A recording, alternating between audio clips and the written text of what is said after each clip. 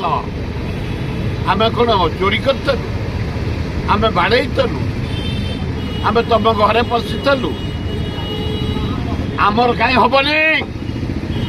तुम कैबिनेट पास कल आम चीफ सेक्रेटरी देखा करतलु से कहला ऊपर को जाइए मु पांड्यान को कही बड़ ऊपर किए घिए ऊपर तो 3 तालार तेमे मालिक तमें जहाँ कह नवीन पट्टनायक से कर तमें कहीकि आम स्थितिवान सम्पत्ति फेराऊ ना तेणु मु आपण मान जरिया नवेदन करुचे हे पांड्यान तुमको हाथ जोड़ुचु हे नवीन पट्टनायक तुमको हाथ जोड़ुचु तुम चीफ सेक्रेटरी कहले तमरी पाखे अच्छी तुम सुरेश महापात्र कहले 3 रही आम पाखे कैबिनेट अप्रूव होती